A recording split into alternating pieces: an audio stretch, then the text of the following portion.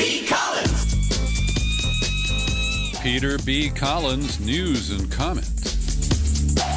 It's Wednesday, August 26, 2020. It's my buddy Ed Zeppelin-Romig's birthday today.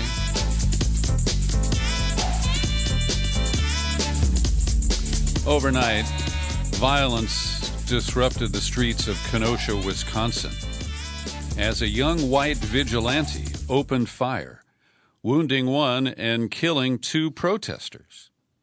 And as I relate this story and comment on it, I am drawing from two very different news sources.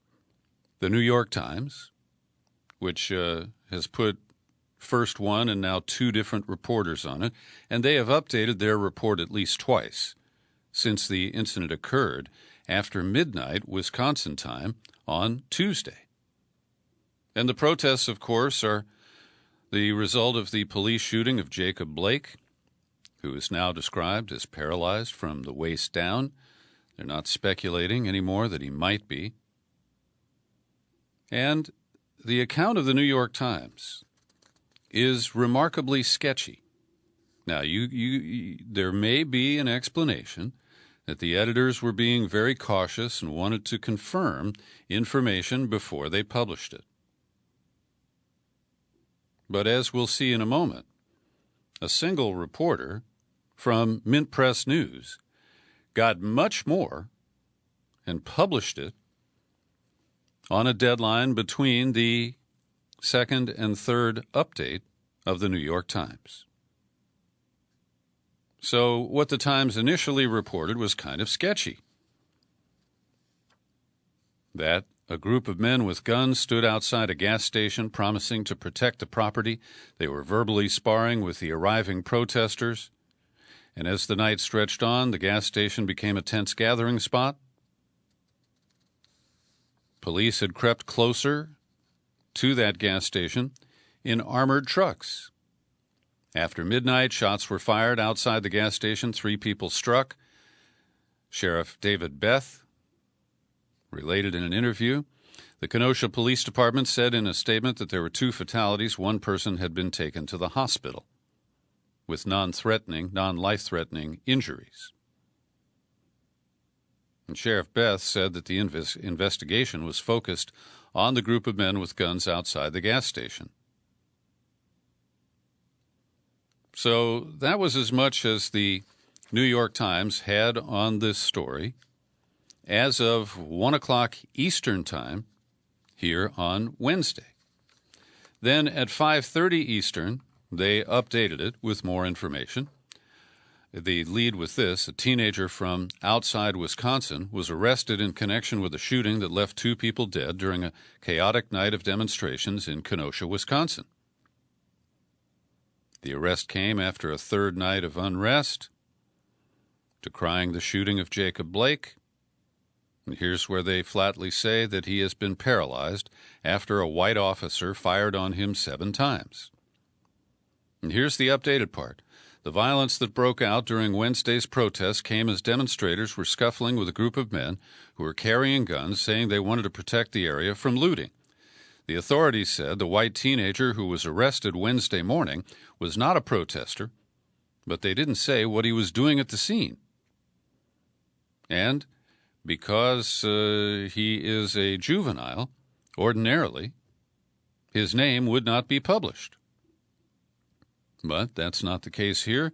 The Times continues its report. Kyle Rittenhouse, 17, was arrested in Antioch, Illinois, after being charged with first-degree intentional homicide in the fatal shooting that took place hours earlier, according to a court document from Lake County, Illinois. And Antioch is about 30 minutes southwest of Kenosha, just over the Illinois line. And I'll mention that I've been to Kenosha a number of times because when I was a student at Northwestern University on the north side of Chicago, Kenosha was the closest place where we could go and buy beer at the age of 18.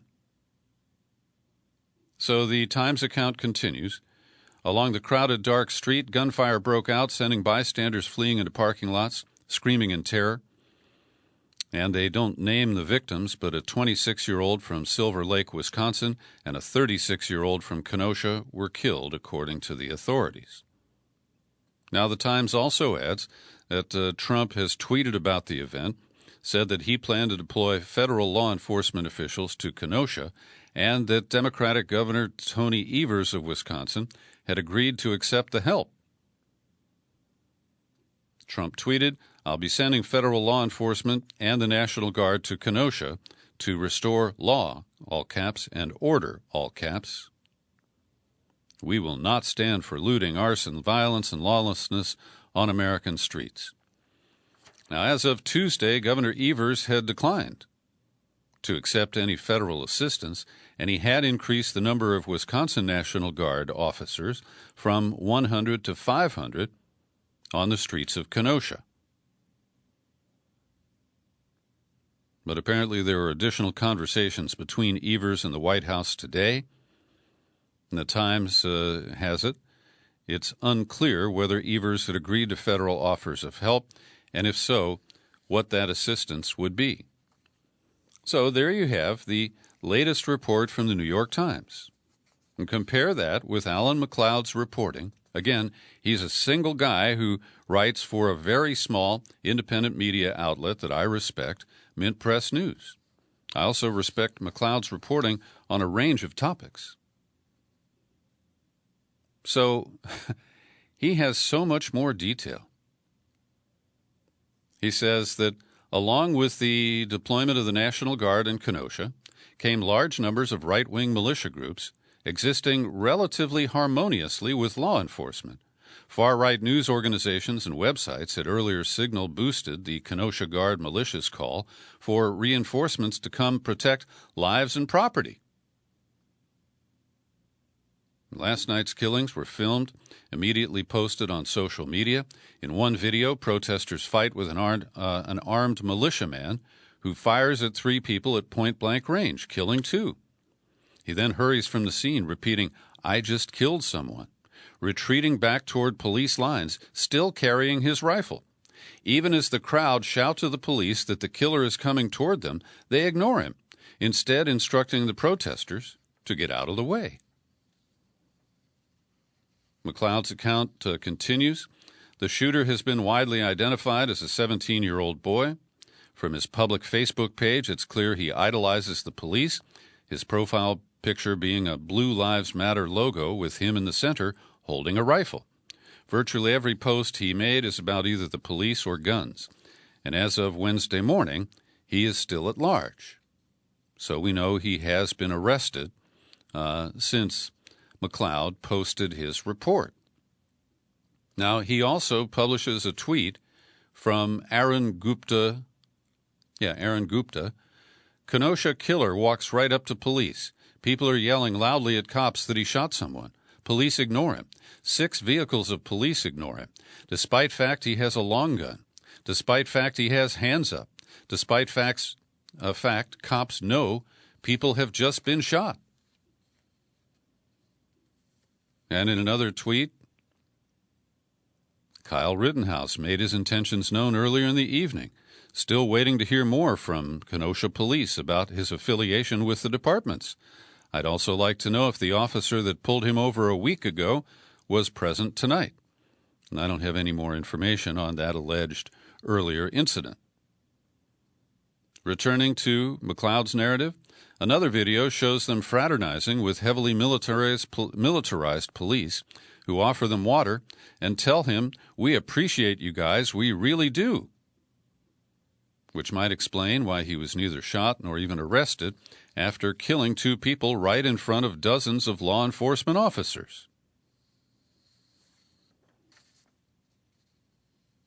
Another tweet, Kyle Rittenhouse was offered water from the Kenosha police and told, "We appreciate you being here," as he roamed the streets armed. So I give McLeod a lot of credit.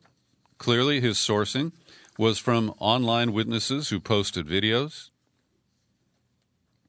And he continued his report. Coordination between police and far-right groups is far from abnormal. During the George Floyd protests, Oregon police associated with groups like the Proud Boys, video showing one officer asking the group to hide in a building because they were about to start gassing protesters, but to do it discreetly, as they didn't want to be seen as playing favorites. In June, a Seattle man drove his car at high speed into anti-racist protesters, opening fire at the crowd. He then calmly leaves his vehicle and walks over to police lines where they shield him, turning their backs on the armed killer to face the crowd. That they appeared totally unconcerned at this is a sign of how confident they were that they were in no danger. And one more quote from McLeod's report.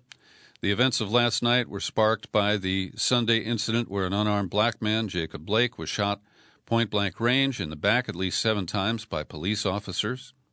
Miraculously, and it adds, the shooting occurring in front of friends and his children. Miraculously, Blake survived but is now paralyzed after one bullet severed his spinal column. So there is much richer context, much richer detail in the report by a single guy at the scrappy outlet Mint Press News. And the resources of the New York Times, now with 2 reporters on that story, do not produce an equivalent report. So my point in comparing these side by side is to help arm your skepticism to reporting that you get from the mainstream media. And just as I got ready to record today's podcast, news broke in an alert: NBA playoff games called off as players protest racial injustice. Today's NBA playoff games were called off after players refused to take to the court, protesting the police shooting of Jacob Blake in Wisconsin. Well, I support professional athletes who take a knee, and I support this job action by members of the NBA. And I learned today of a series of protests in San Luis Obispo, California. It's roughly halfway between San Francisco and Los Angeles. It's the scene of the Diablo Canyon nuclear reactors and Cal Poly University. And a local organizer, Tiana Arata, back in July, helped put together an anti-racism protest in San Luis Obispo. They started a rally at a local park, but at some point more than 300 of the gathered blocked traffic on US 101, the freeway. Police say at least 2 cars were vandalized, and a 20-year-old college student, Arata, was arrested. Her arrest has since become a rallying cry for members of Black Lives Matter and other activists. On Tuesday, hundreds of people showed up to a news conference and rally outside the San Luis Obispo courthouse to stand in solidarity with Ms. Arata. Melina Abdullah, who is a professor at Cal State L.A., co-founder of Black Lives Matter L.A., said Tiana's freedom is all about all of our freedom. And police claim that the charges against Arata are fair and warranted. The police chief, Deanna Cantrell, says she wasn't arrested for lawfully protesting. She was arrested because of her own actions and her own behaviors, and she is the one that violated laws. She was charged with 4 felony counts of false imprisonment, 1 felony count of conspiracy, 3 misdemeanor counts for resisting or obstructing a peace officer, participating in a riot, and unlawful assembly. She has been released on 0 bond. And she told the LA Times, "It's super insane because I was never even going to get arrested in the first place.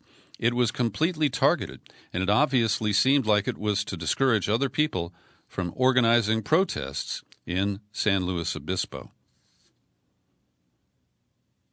So I bring this to your attention because I hadn't seen it covered elsewhere.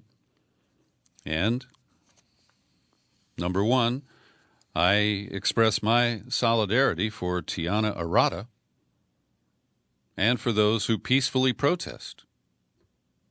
Now to Portland, Oregon, where Tuesday was the 90th consecutive day of protest. And once again, from my perch here, it appears that the local police called it a riot when it didn't match the definition of riot.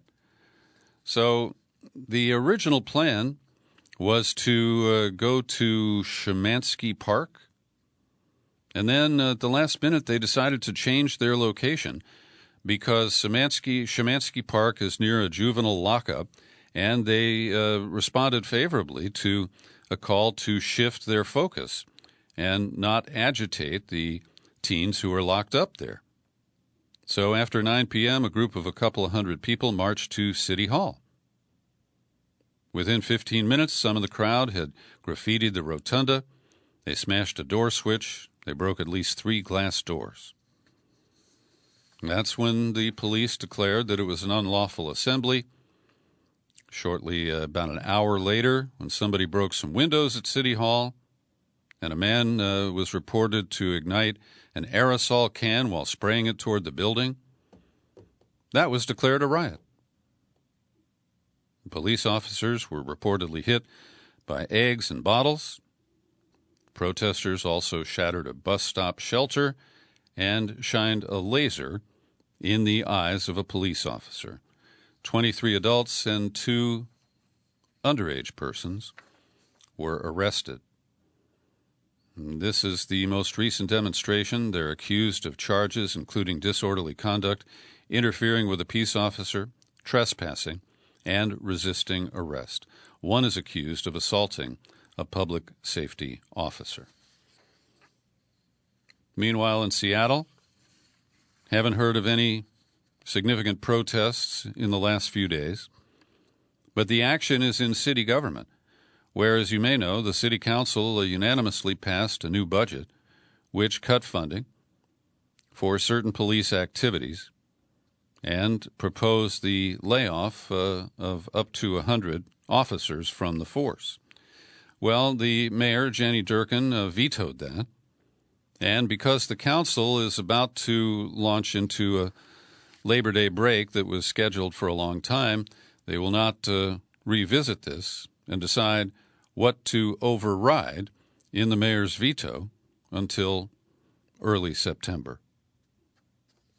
So that is the state of play in Seattle right now. I want to bring you 2 stories of Donald Trump the pirate, the international pirate. Now, he doesn't have a peg leg or wear one of those eye patches or even a tricorner hat. But once again, I credit Mint Press, this time under the byline of Stephen Chovanec, who brings to our attention a Senate hearing that took place at the end of July, where the witness was Secretary of State Mike Pompeo, and under friendly questioning from Senator Lindsey Graham, he said, yeah, the State Department had awarded an American company, Delta Crescent Energy, a contract to begin extracting oil in northeast Syria. The area is nominally controlled by the Kurds, yet their military force, the Syrian Democratic Forces, which is, of course, a proxy for the United States, they rely on a couple of hundred American troops and air power to secure that territory. And that military presence will now be charged with protecting an American firm from the government of the country that it is illegally operating in. Pompeo confirmed that the plans for implanting the firm into the U.S.-held territory are now in implementation, and that they could potentially be very powerful.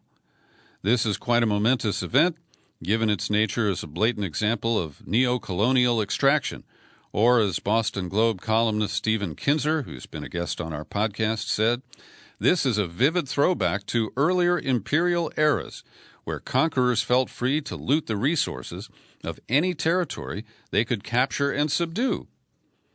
And this is part of Trump's aspiration. He was critical of Obama for not grabbing oil from Iraq. He basically claims that we won, to the victor goes the spoils, and, oh yeah. So the reporter here quotes Christopher Davidson, author of Shadow Wars, The Secret Struggle for the Middle East. And he says, in the case of Syria and Libya, the fact remained that these two regimes, sitting astride vast natural resources and in command of key ports, were still significant obstacles that had long frustrated the ambitions of Western governments and their constituent corporations to gain greater access.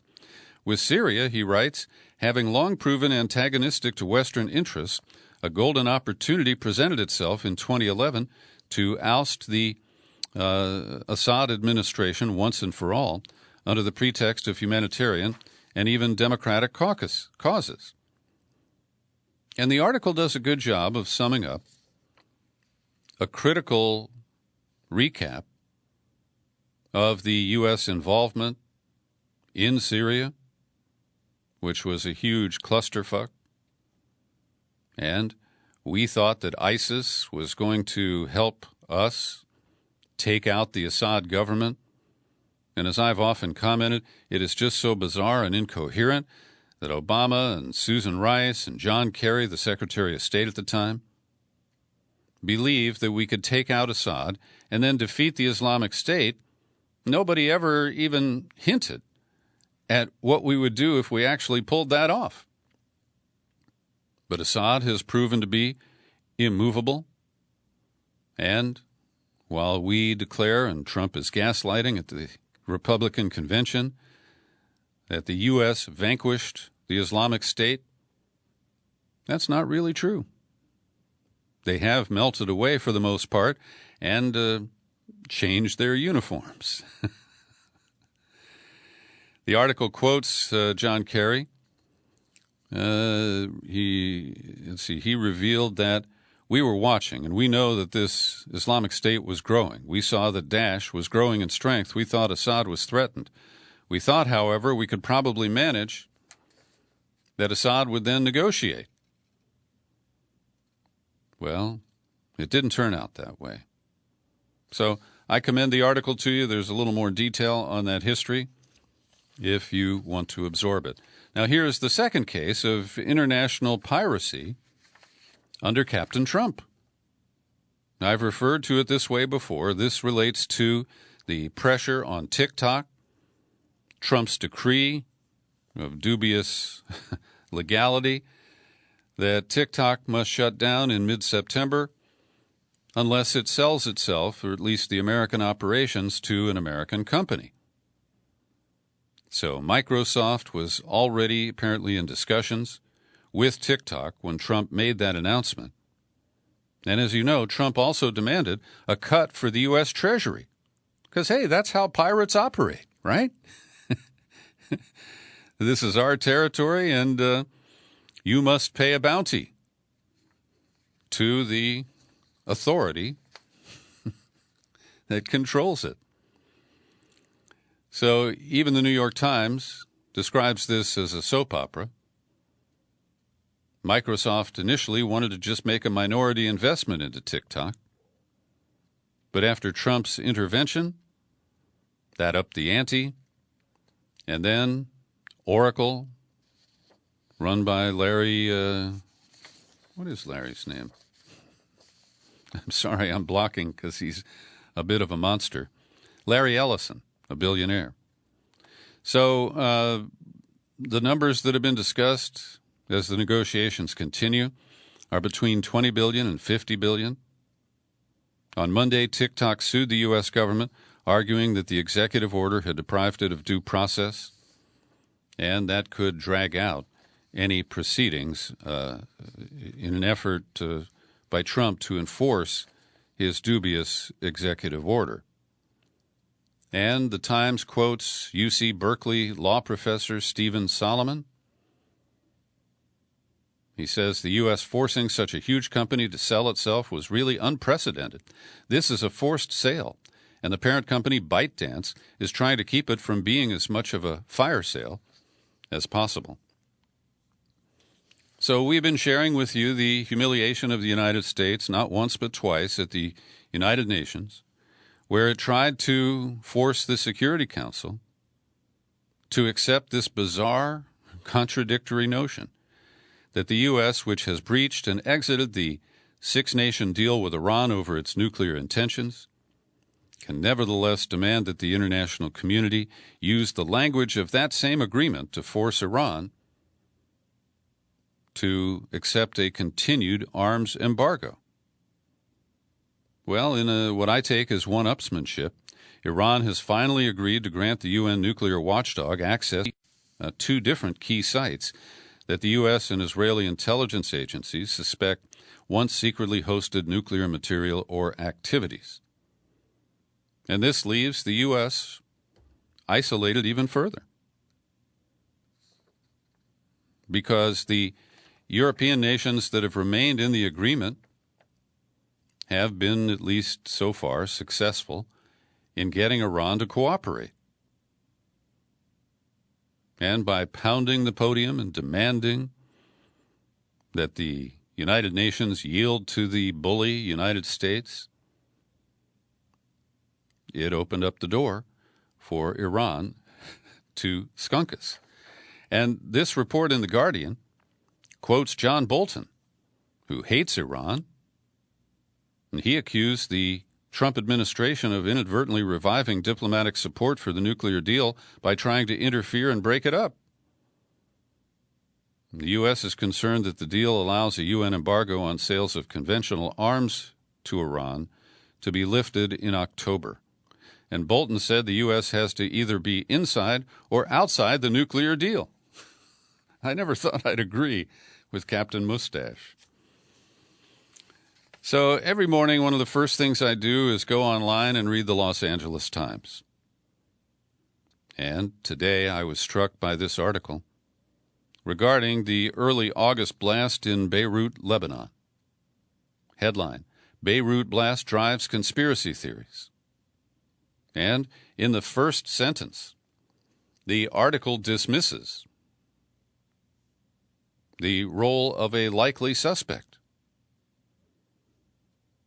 Let me quote: "It was a missile strike," one story goes, "no doubt carried out by an American drone. No, it was the work of Israeli fighter jets, according to another. Another tale is the word they use. A strike in the shadow conflict between Israel and Iran. Others swear it was part of a nefarious plot to plunge Lebanon into yet another civil war." Now, what they just did there in 2 or 3 sentences was summarize some of the active theories on who is responsible for the explosion of almost 3,000 tons of ammonium nitrate in Beirut. And by dismissing them as conspiracy theories, we're supposed to accept that it was just an accident. And ultimately, it might be proven that it's just an accident. But the article takes a swipe at people. I'm quoting from later in the piece: "Conspiracy theorists such as those belonging to the so-called 9/11 truth movement soon contended there was more to this explosion than met the eye." Okay. Now, this is bizarre, because they are attempting to control the range of thought of the readers of this article. First, by dismissing Israel as a possible suspect, as a conspiracy theory, then linking to 9/11, which, of course, the majority of the readership will nod their heads and say, oh, yeah, those crazy tinfoil hat 9/11 truthers, they're full of shit. And then, in an Alex Jones-style move, they shift from the demonization of truthers to quoting Gordon Duff and Veterans Today. Now, I've read Veterans Today, not for a while, and I've interviewed Gordon Duff. I didn't find him credible. And so by trotting out the coverage from Veterans Today, which, by the way, has claimed that the ammonium nitrate cache was part of a multi-year setup orchestrated by Israel to obscure its bombing of the port with a tactical nuclear weapon. Now, I don't have any indication that a nuke was used, tactical or otherwise, and I have criticized the speculation of people who immediately suspected that just by amateur review of the mushroom cloud that hovered over the port of Beirut after this massive explosion. And so this is just totally unhelpful. They want to dismiss investigation of things that I find obvious and logical. And again, they are trying to herd people into groupthink that rejects pursuit of theories that could include Israel. And I find it pretty offensive. They also mention that just this week, one militant from Hezbollah was convicted of being involved in the assassination of Rafik Hariri, which was 15 years ago. That doesn't give us confidence that Lebanon is going to get to the bottom of this anytime soon, but the LA Times has done its work to try to deflect any attention aimed at Israel. And on the same subject, but from a very different angle, Gareth Porter is published today at the Gray Zone Project. And he does not make an allegation here, I want to be clear, about who might have been responsible for that blast in the port of Beirut. But he notes that Israeli officials were quick to blame Hezbollah. And they even suggested that Hezbollah had been storing munitions in the port of Beirut, which is contradicted by just about everybody on the scene. And Gareth Porter, who's a man I deeply respect, he is a journalist and historian, he takes us back. He says this narrative of blaming Hezbollah first debuted in the Israeli press after a June 2019 story in the British Telegraph on alleged Hezbollah storage of the ammonium nitrate explosive around London. Now, what it turns out to be is that there was a small amount that was stored in London, and also some was discovered in Thailand and in Cyprus. So Porter delves into the Bangkok, Thailand episode, which goes back to January of 2012. And a man named Hussein Atras, a dual Swedish-Lebanese citizen, was the focus of an investigation because he had a storage place in a commercial building near Bangkok with about 5 tons of urea fertilizer and about 100 pounds of ammonium nitrate. But the ammonium nitrate was not fertilizer stored in 100-pound bags like the Beirut stuff. It was in little frozen gel packs intended to be used for sore muscles. It's like Tiger Balm. But the Mossad insisted, despite the evidence that showed that Mr. Atras was involved in exporting to other countries, well, they pressed very hard. They suggested terrorist intent. When he went to trial in July of 2013, it was falsely reported that he and unidentified accomplices had packed more than 6 tons of ammonium nitrate into bags. He was convicted of illegal possession of ammonium nitrate, banned under Thai law. Then there is the case from Cyprus, 2015. They prosecuted a Canadian-Lebanese man named Hussein Abdallah for allegedly being part of a Hezbollah ammonium nitrate terrorist plot after police found 420 boxes of fertilizer in the house where he was staying. No details were ever released because the entire legal process took place behind closed doors. Then there is the London episode, where in June of 2019, they exposed an event from 2015 involving the British MI5 intelligence service, roughly equivalent to the FBI. They were tipped by Mossad about thousands of ice packs containing 3 tons of ammonium nitrate in warehouses in northwest London. And so the MI5 decided not to prosecute, and days before, Germany announced its banning of Hezbollah this year. Mossad had gathered information on alleged Hezbollah terrorism-related activities in Germany. And after the information was presented to German intelligence, the Interior Minister announced that it was banning Hezbollah. So this is a fascinating account of the way that Israel has managed propaganda, used its allies to, in essence, try to frame Hezbollah. And let me add that I'm neutral on Hezbollah. I recognize that it is a militant organization, that it has strong opposition to the people who run the extreme right government in the State of Israel.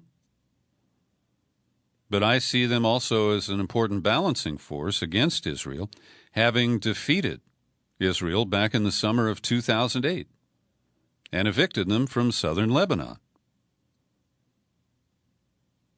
But if you're going to make these accusations, I demand adequate proof.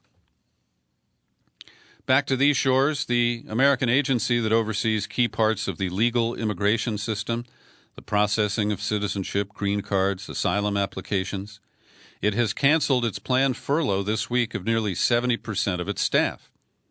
One of the perhaps unintended, perhaps intended consequences of Trump's dramatic curtailing of legal immigration, asylum seekers, the fees that are ordinarily paid by people to process these types of paperwork have left the agency low on cash. So they had planned to furlough 13,000 employees of U.S. Citizenship and Immigration Services 4 days from now. That has been called off, but the USCIS is begging Congress for at least $1.2 billion through the upcoming fiscal year. The leader of the agency said, "Our problems are not yet solved. We still need Congress to act on assurances that they will continue to provide." Well, hey, why don't you get Mexico to pay for it?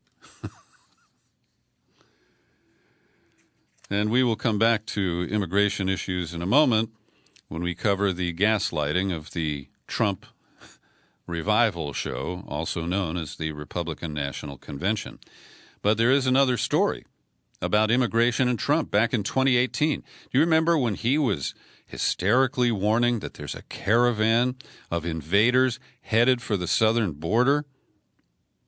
They went to great lengths to create all of this mayhem right before the midterm elections. Didn't really work. The Republicans lost control of the House.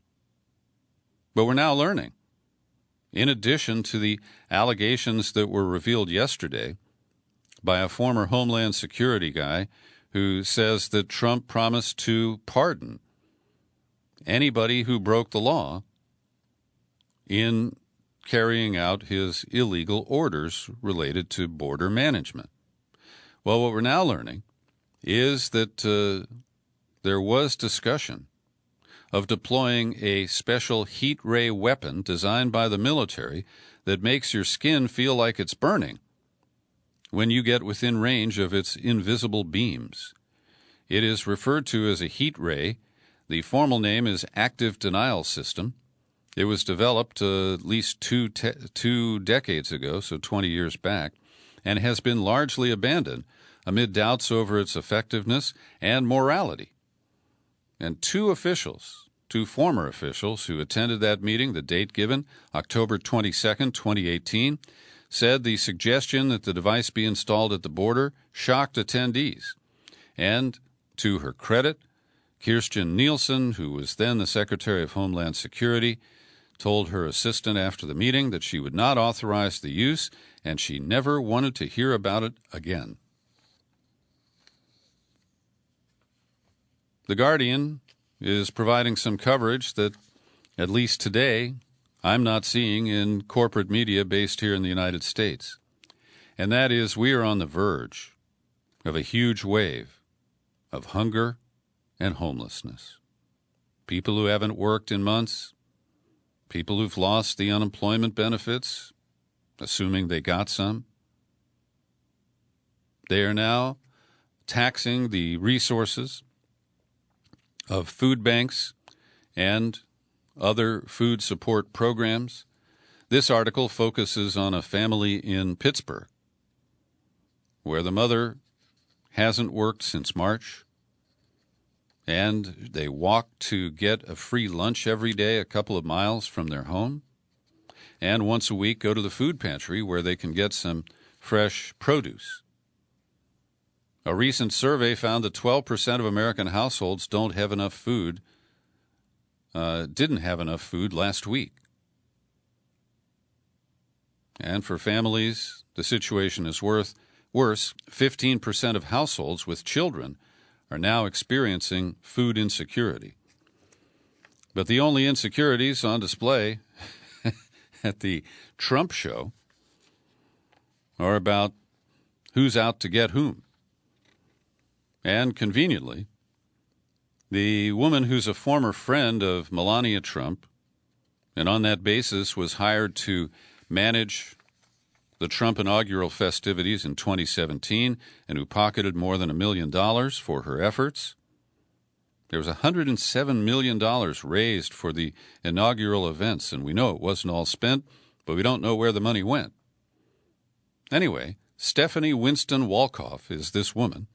Her book will be published next week. It's called Melania and Me, and she describes these turf battles between Melania and Ivanka, who apparently are arch enemies.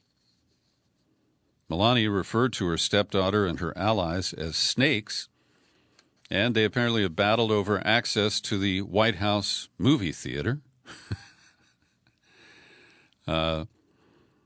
Melania and Me is a response to a betrayal that nearly destroyed Wolkoff. Wolkoff made the use of taped conversations, which included harsh comments about Ivanka and even some negative remarks about Donald. Regarding the president and his alleged extramarital relationships, his boast of grabbing women by the pussy, Wolkoff quotes Melania saying, "I know who I married." Well, that wasn't evident so much last night as she delivered or fought with the script of a speech for over 20 minutes from the Rose Garden. And I haven't weighed in on Melania's new vision for the Rose Garden because I don't really care. And people who invest in that, you're entitled to do so, but there are a lot more important issues that you should get worked up about. For example, it is highly inappropriate, if not illegal, for Melania to stage her speech last night in the Rose Garden, new or old roses. Likewise, when Trump visited with a group of new citizens and presided over their oath of citizenship, using White House facilities to produce this kind of propaganda for his campaign is illegal. It violates the Hatch Act. Mike Pompeo's speech delivered from Jerusalem, which he says was just done as a private citizen who loves his president, that also runs afoul of the Hatch Act. And Melania did surprise a little bit because she actually showed some compassion and sympathy to those who've lost a loved one to COVID-19. My prayers are with those who are ill or suffering. I want you to know you are not alone. Later she said, "It's a harsh reality that we are not proud of parts of our history. I encourage people to focus on our future while still learning from our past. We must remember that today we are all one community comprised of many races, religions, and ethnicities." And so far, unlike 2016, there is no allegation that Melania stole or plagiarized elements of her speech from one that Michelle Obama gave back in 2008. But I have to say, as a longtime observer of political media, that Trump is a P.T. Barnum figure. He clearly is the executive producer of these nightly video fests that include a lot of propaganda. They have the look and feel of a God Squad revivalist telethon with slavish supporters of Trump trying to outdo each other, one little speech after the next. The touching story of the cop who found a young pregnant woman shooting up heroin, and he took a knee and talked to her and ended up adopting her baby.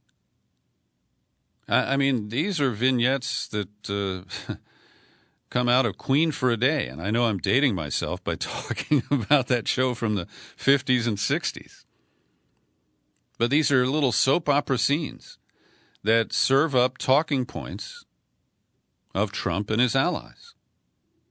He is a master of spin, projection, and optics. And the stuff that makes your skin crawl is crawling into the hearts and minds of his supporters and those who waver about voting for him again. And I think as propaganda goes, it is all stuffed full of lies, but it's packaged in a way and contextualized that makes it highly palatable to the people who are predisposed to like Trump.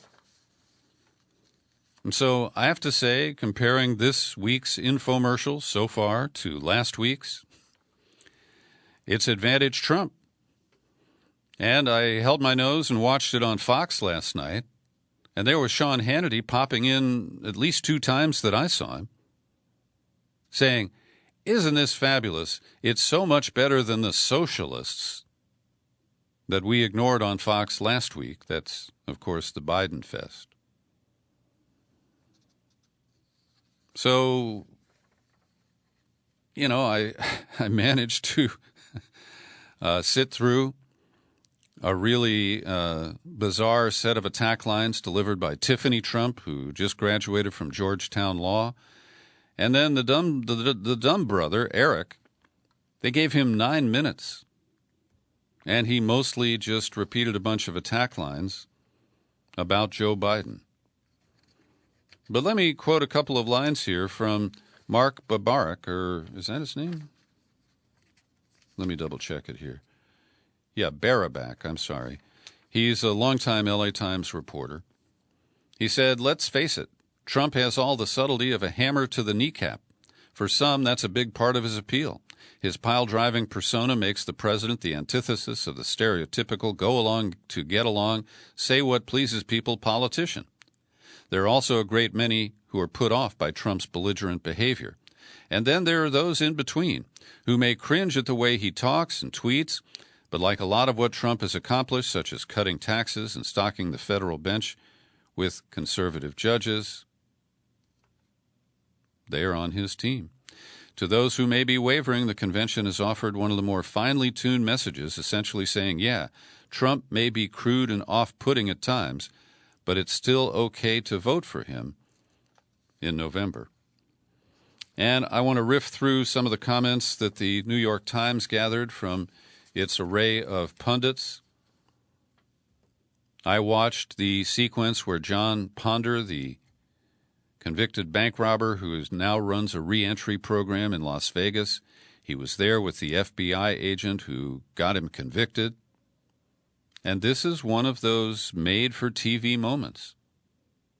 And then Trump, just like Monty Hall in Let's Make a Deal, surprised John Ponder by issuing a full pardon to him.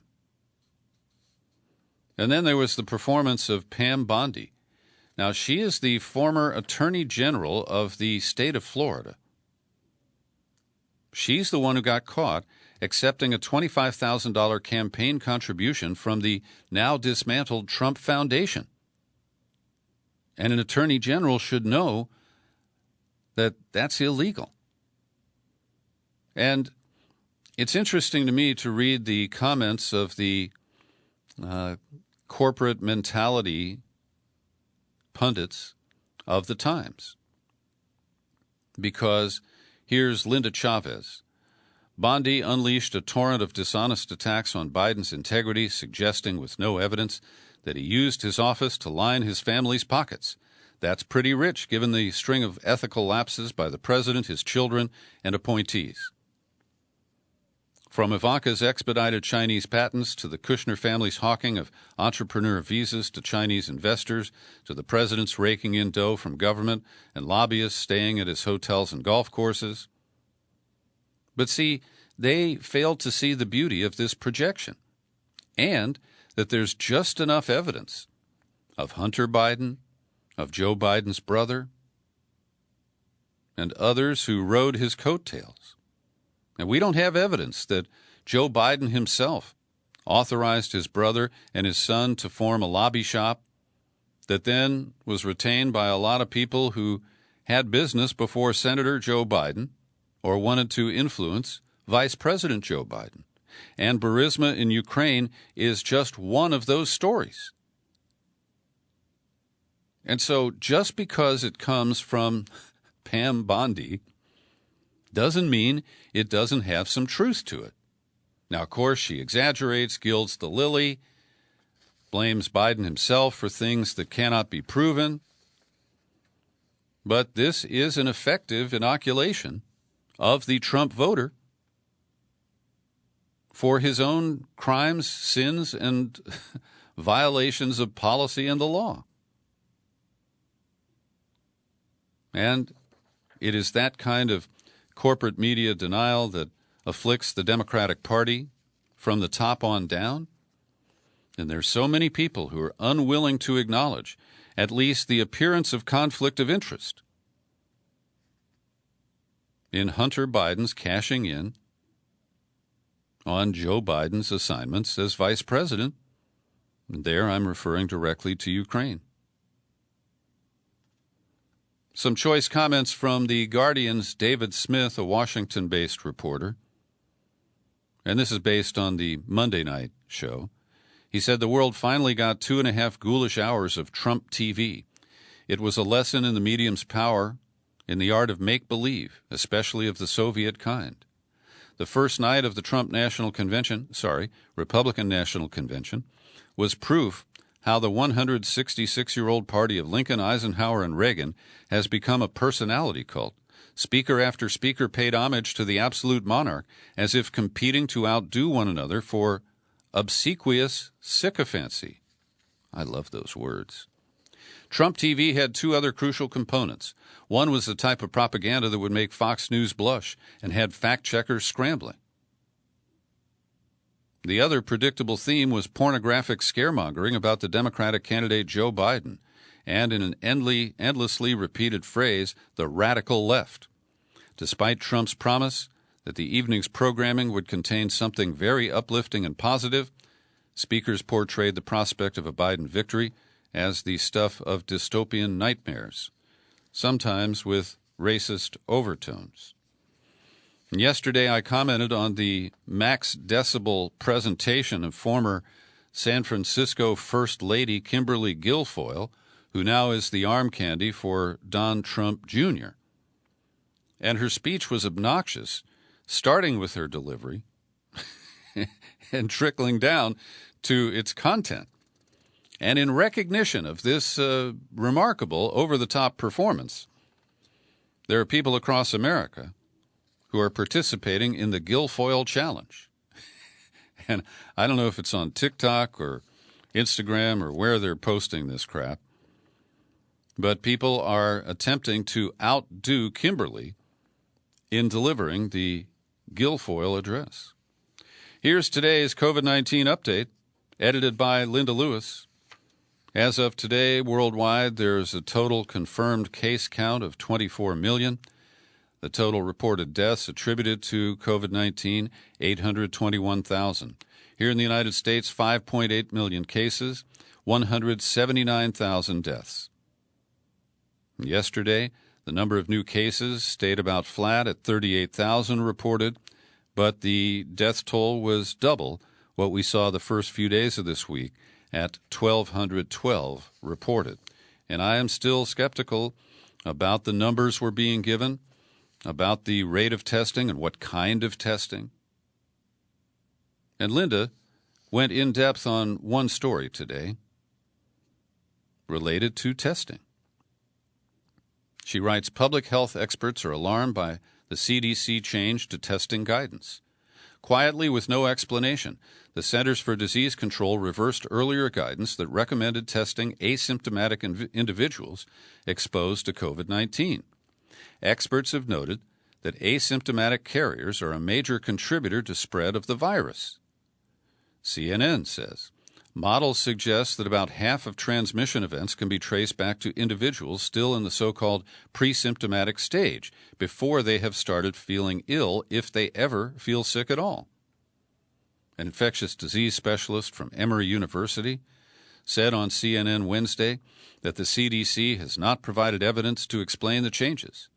I mean, the evidence that I'm aware of as of today is that close to 40% of the cases of infections are asymptomatic, and asymptomatic people transmit the infection. Nevertheless, the CDC now says no testing is necessary for individuals who don't display symptoms. According to the CDC, if you've been in close contact of a person with COVID-19 infection for at least 15 minutes but you don't have symptoms, you do not necessarily need a test unless you're a vulnerable individual or your health care provider or state or local public officials recommend that you take one. Now, previously on the CDC website, it said, testing is recommended for all close contacts of persons with SARS-CoV-2 infection. Because of the potential for asymptomatic and pre-symptomatic transmission, it is important that contacts of individuals with the infection be quickly identified and tested. Quoting NBC, the CDC declined a request from NBC News to answer questions about the change on the agency's website. Dr. Brett Giroir, the Assistant Secretary for Health at the department who oversees testing for the Trump administration, said in a statement that the guidance has been updated to reflect current evidence and best public health practices. Governor Andrew Cuomo held a conference call with media Wednesday to give an update on the response efforts in New York State, and he questioned the new guidelines. Quote, I've spoken with medical experts. This makes no sense. It's the president's policy of denying the problem. Shame on the people at the CDC, said Cuomo. This will not look well in the scope of the history. What plausible rationale would say if you're in close contact with a person who has COVID, you don't need a test? And New York State Health Commissioner Howard Zucker said, this is indefensible from a public health standpoint. It makes no sense. I've talked to CDC scientists, and they say this is all political.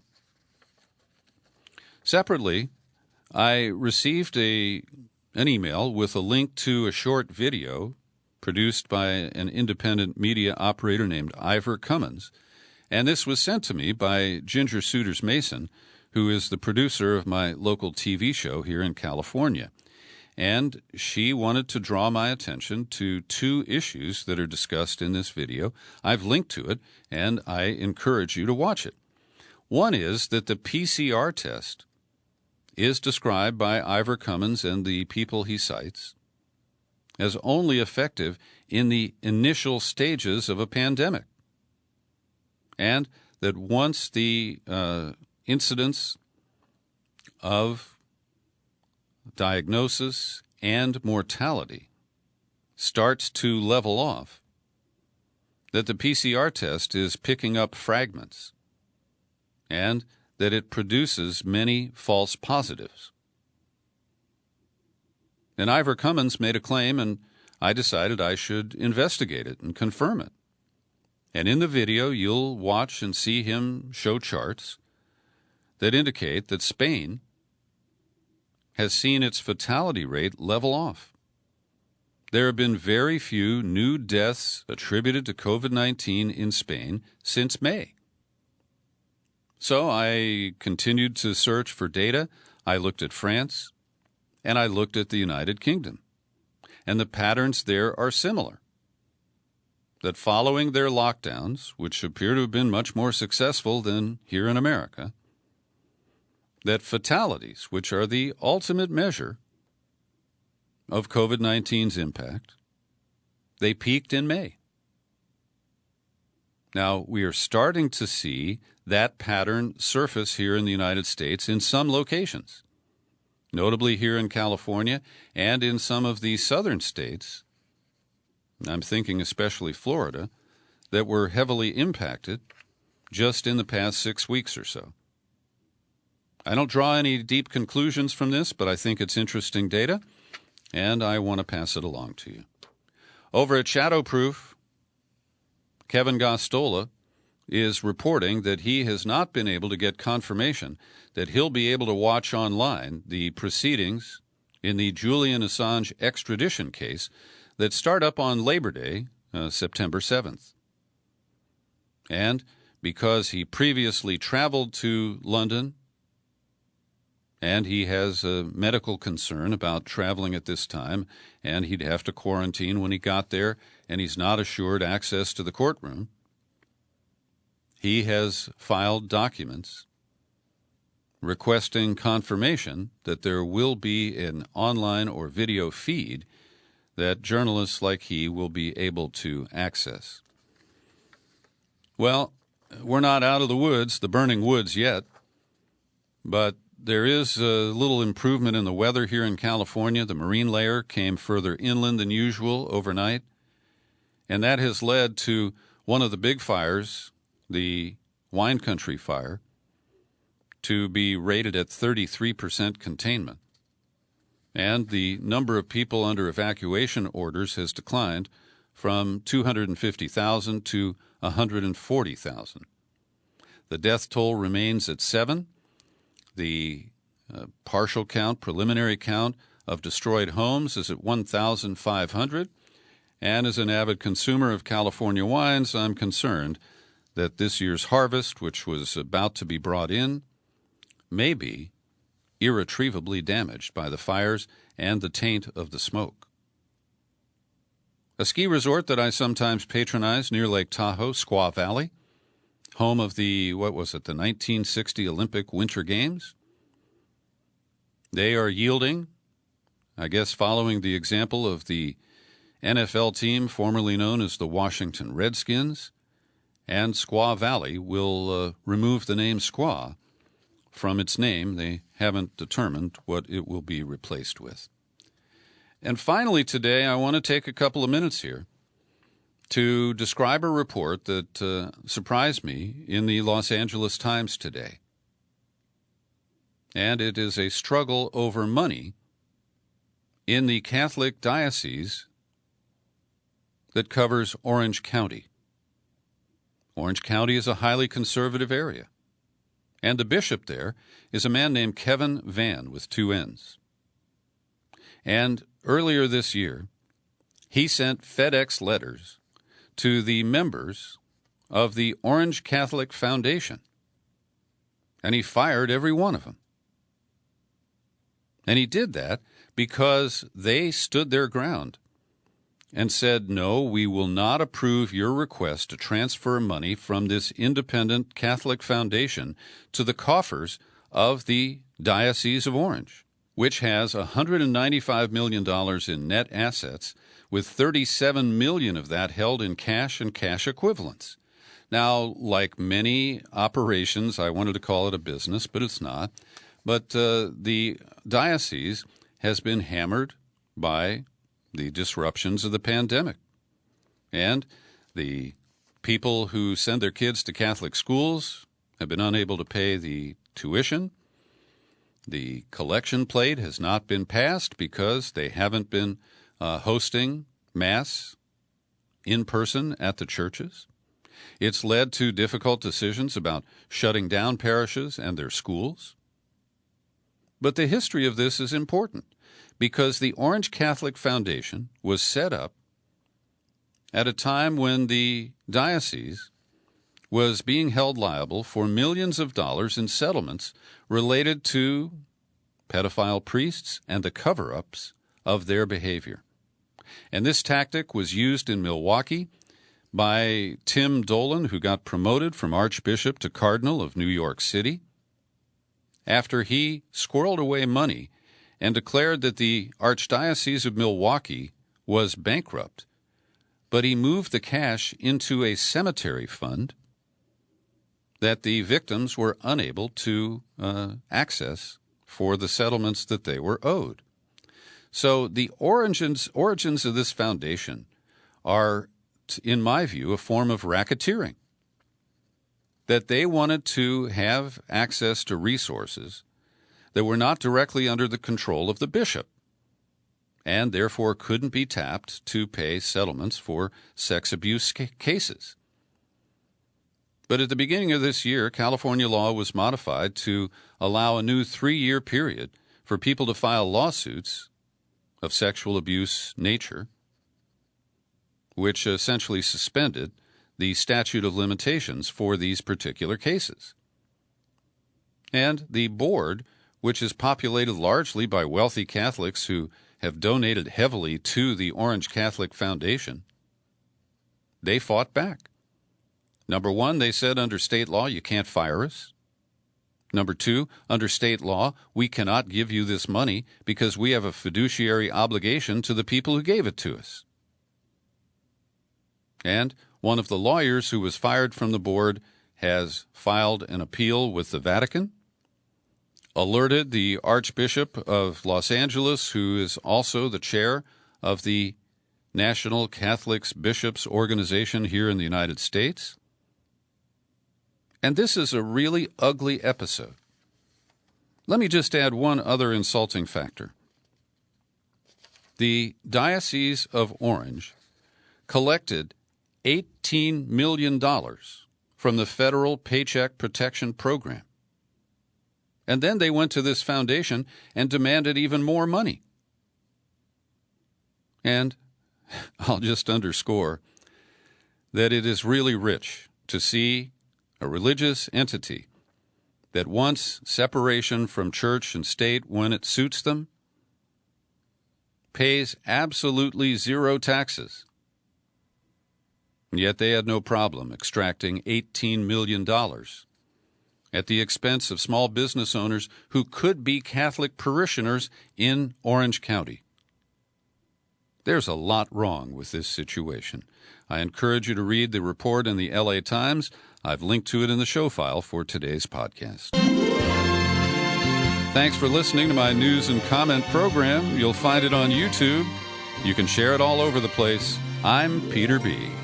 Happy trails to you until we meet again. Happy trails.